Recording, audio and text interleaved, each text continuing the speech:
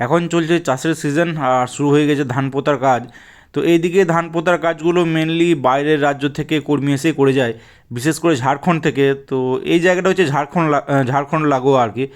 তো একদম ভোর ভোর ঝাড়খণ্ড থেকে কর্মীরা আসে, ছোটো হাতি বড় ভটভটি তারপর ট্রাক্টর বোঝাই করে, তারপরে ভোর ভোর এসে ধান টান পুঁতে ওই বেলা থাকতেই ওরা আবার বাড়ি ফিরে যায়।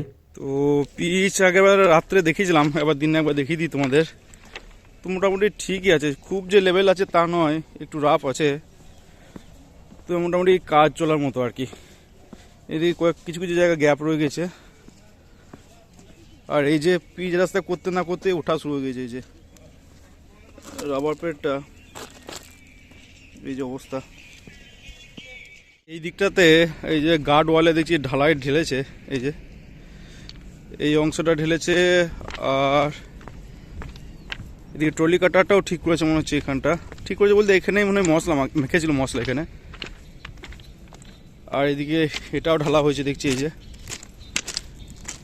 কিছুটা বাকি আছে এটার। আর সামনে এটা এখনো খালি আছে, এটা এখনো ঢালা হয়নি, এদিকেটাও ঢালা হয়নি, আর ওইদিকেরটাও এখনো ঢালা বাকি আছে।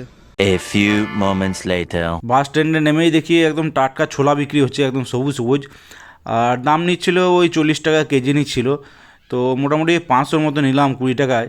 তো ছোলাগুলো দেখলাম বেশ ভালোই কচি কচি রয়েছে, আর ওখানে ভিড় রয়েছে বেশ ভালোই। তো অনেকেই নিচ্ছিল আর কি, তো আমিও কিছুটা নিলাম। তারপরে পাশেই পুরীর দোকান ছিল, তো পুরীর দোকান থেকে পুরি কিনে তারপরে চলে এলাম বাড়ি। তো বাড়ি এসে ফ্রেশ ট্রেশ হয়ে তারপরে বসলাম টিফিন করতে। আর টিফিনে বলতে ওই দুটো পুরি নিয়ে বসেছিলাম, এই যে পুরি দুটো বেশ ভালোই বড় ছিল আজকে। আর এদিকে ছিল ঘুগনি।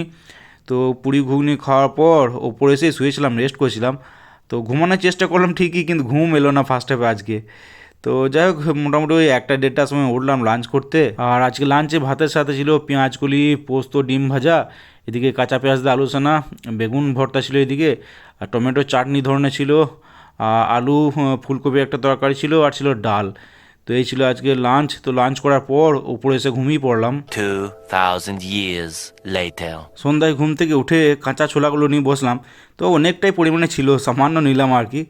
আর দেখলাম বেশ কচি কচিই ছিল আজকে ছোলাগুলো, তো সেগুলোই খেতে বসলাম। আর এই ছোলা খেতে বসলে না অনেকটা সময় পেরিয়ে যায় খেতে খেতে।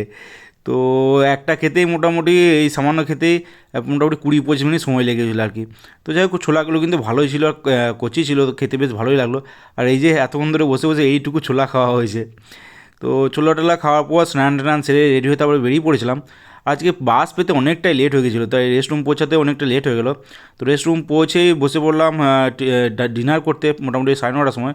আর ডিনারে ছিল 4টা রুটি, এদিকে আলু আর চিকেন কষা কষা কষা করে, আর এদিকে লবঙ্গ লতিকা, একটু কালো জাম, এদিকে ছিল পেঁয়াজ আর কাঁচা লঙ্কা।